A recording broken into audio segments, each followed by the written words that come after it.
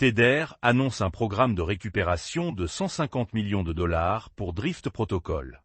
Le Drift Protocol utilisera les 150 millions de dollars pour relancer et restaurer les fonds des utilisateurs à la suite d'un exploit de 280 millions de dollars plus tôt en avril.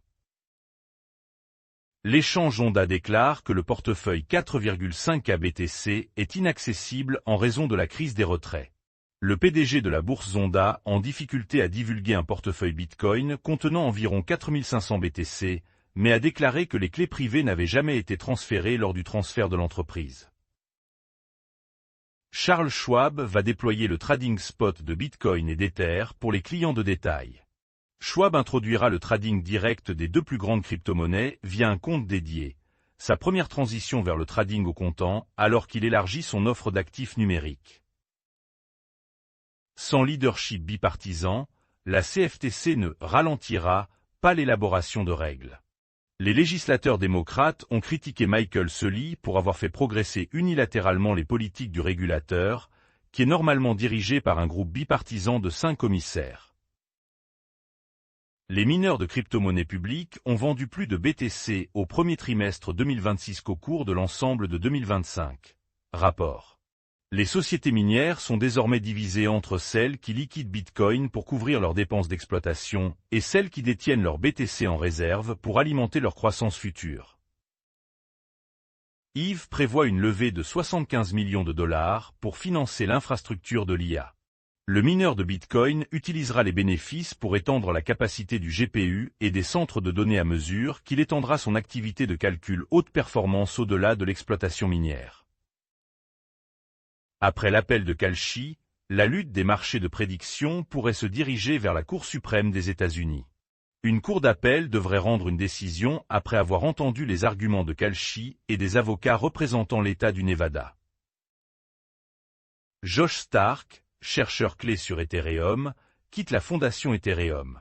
Le départ de Stark de la fondation Ethereum est la sortie la plus médiatisée de l'organisation depuis son remaniement au premier trimestre 2025. Circle, émetteur de stablecoins, fait face à un procès pour piratage du protocole Drift de 230 millions de dollars. Circle a été accusé d'avoir aidé et encouragé la conversion des fonds volés et de négligence après n'avoir pas gelé les fonds volés dans le cadre du Drift Protocol en avril.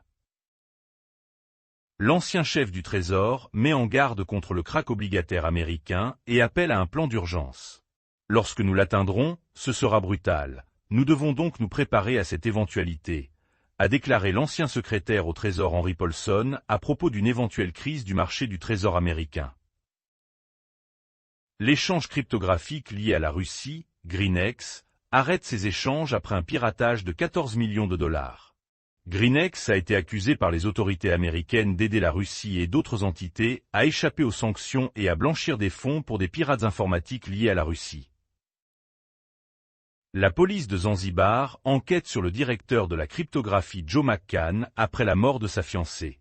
La police de Zanzibar aurait détenu le fondateur d'Asymmetric, Joe McCann, pour l'interroger après la mort de sa fiancée, Ashley Robinson.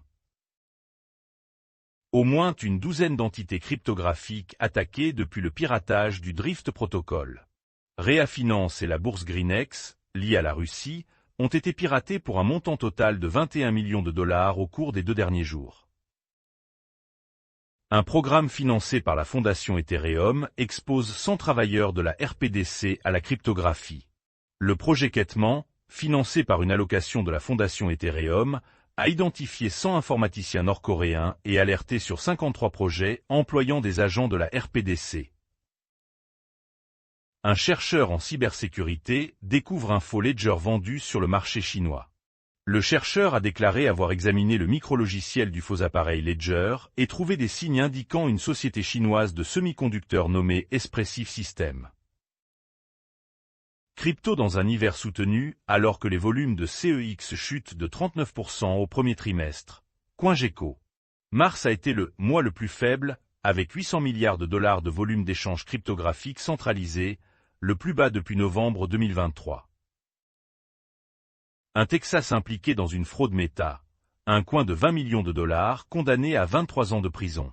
Meta, Un coin a été vendu et commercialisé de 2018 à 2023 en tant qu'investissement soutenu par 44 milliards de dollars en or et 1 milliard de dollars en œuvres d'art, qui se sont avérés fictifs. La tokenisation ne résout pas, comme par magie, les actifs illiquides. PBW 2026. Les intervenants du secteur à la Paris Blockchain Week ont déclaré que la tokenisation peut élargir l'accès et l'émission, mais qu'elle ne crée pas en soi des marchés secondaires actifs pour les actifs illiquides. La fondation de la plateforme Ethereum NFT ferme ses portes après l'échec de la vente de Black Dove. Foundation ferme ses portes après l'échec d'une vente à Black Dove, après avoir traité environ 230 millions de dollars de ventes primaires NFT depuis son lancement en 2021.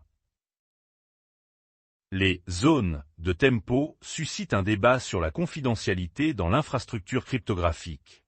La nouvelle fonctionnalité zone de tempo propose des transactions stables privées et autorisées sur sa couche 1 pour les entreprises, mais les critiques préviennent que la conception contrôlée par l'opérateur rétablit une confiance centralisée.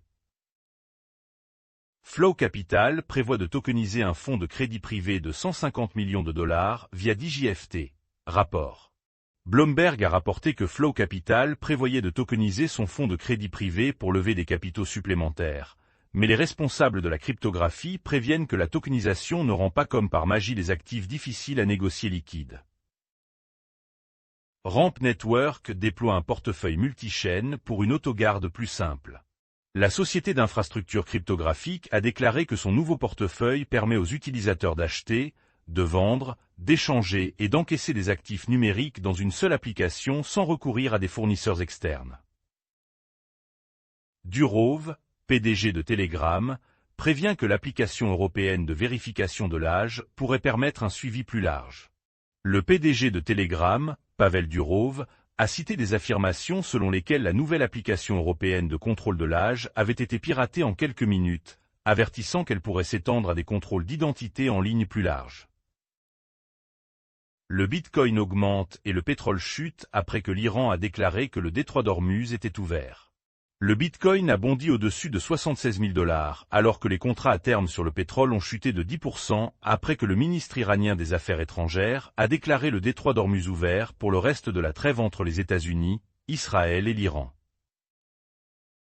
Le cofondateur de Neo propose une refonte de la trésorerie de 461 millions de dollars pour mettre fin à la gouvernance « Faites-moi confiance ». La refonte proposée par Neo restructurerait sa fondation, restituerait les jetons à la communauté et imposerait une surveillance formelle, alors que les cofondateurs s'affrontent sur la gouvernance et le contrôle.